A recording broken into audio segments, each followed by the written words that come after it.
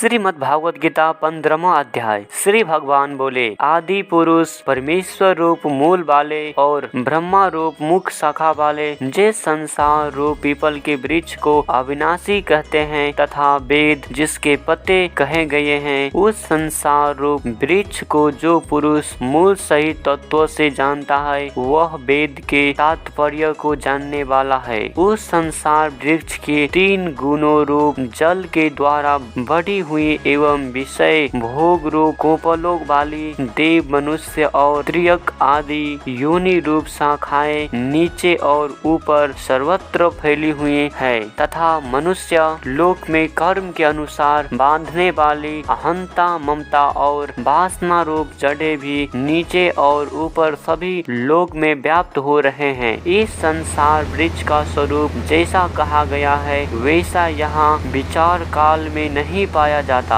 क्योंकि ना तो इसका आदि है और ना अंत है तथा ना इसकी अच्छी प्रकार से स्थित ही है। इसीलिए इस अहंता ममता और वासना रूप अति दृढ़ मूढ़ वाले संसार रूप पीपल के वृक्ष को दृढ़ वैराग्य रूप शास्त्र द्वारा काट कर उसके पश्चात उस परम पद रूप परमेश्वर को भली भांति खोजना चाहिए, जिसमें गए हुए पुरुष फिर लौटकर संसार में नहीं आते और जिस परमेश्वर से इस पुरातन संसार वृक्ष के प्रवृत्ति विस्तार को प्राप्त हुए हैं उसी आदि पुरुष नारायण के मैं शरण हूँ। इस प्रकार दृढ़ निश्चय करके उस परमेश्वर का मनन और निधि ध्यान से करना चाहिए, जिसका मान और मोह नष्ट हो गया है, जिन्होंने आसक्ति रूप दोष को जीत लिया है, जिनकी परमात्मा के स्वरूप में नित्य स्थित है और जिनकी कामनाएं पूर्ण रूप से नष्ट हो गई है, वे सुख दुख नामक द्वंद से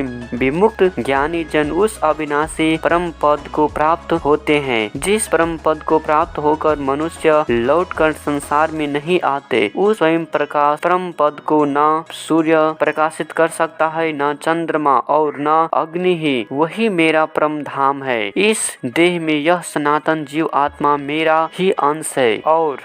वही इन प्रकृति में स्थित मन और पांचों इंद्रियों को आकर्षण करता है। वायु गंध के स्थान से गंध को जैसे ग्रहण करके ले जाता है, वैसे ही देहादि का स्वामी जीव आत्मा भी जिस प्रकार का जिस शरीर का त्याग करता है उससे इन मन स्थित इंद्रियों को ग्रहण करके फिर जिस शरीर को प्राप्त होता है उसमें जाता है। यह जीव आत्मा श्रोत्र यक्षु और त्वचा को तथा रसना घृणा और मन को आश्रय करके अर्थात इन सब के सहारे से ही विषयों का सेवन करता है। शरीर को छोड़कर जाते हुए को अथवा शरीर में स्थित हुए को अथवा विषयों को भोगते हुए को, इस प्रकार तीनों गुणों से युक्त हुए को भी ज्ञानी जन नहीं जानते। केवल ज्ञान रूप नेत्रों वाले विवेकशील ज्ञानी ही तत्व से जानते हैं। यत्न करने वाले योगी जन ही अपने हृदय में स्थित इस आत्मा को तत्व से जानते हैं, किंतु जिन्होंने अपने अंतकरण को शुद्ध नहीं किया है ऐसे अज्ञानी जन तो यत्न करते रहने पर भी इस आत्मा को नहीं जानते। सूर्य में स्थित जो तेज संपूर्ण जगत को प्रकाश करता है तथा जो तेज चंद्रमा में है और जो अग्नि में है, उसको तो मेरा ही तेज जान और मैं ही पृथ्वी में प्रवेश करके अपनी शक्ति से सब भूतों को धारण करता हूँ और रस रूप अर्थात अमृतमय चंद्रमा होकर संपूर्ण औषधियों को अर्थात वनस्पतियों को पुष्ट करता हूँ। मैं ही सब प्राणियों के शरीर में स्थिर रहने वाले प्राण और अपमान से युक्त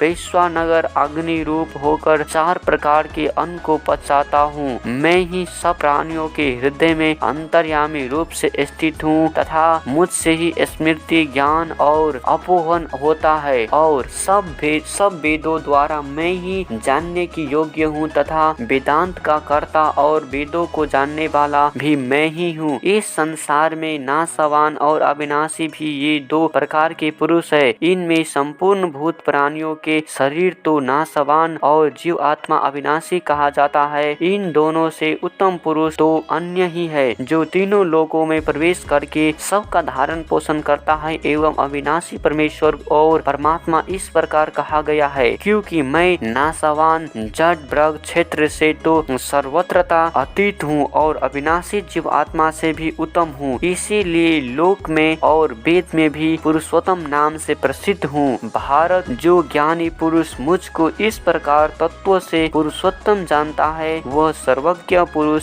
सब प्रकार से निरंतर मुझ वासुदेव परमेश्वर को ही भजता है। हे निष्पाप अर्जुन, इस प्रकार यह अति रहस्य गोपनीय शास्त्र में मेरे द्वारा कहा गया है। इसको तत्व से जानकर मनुष्य ज्ञानवान और कृतार्थ हो जाता है।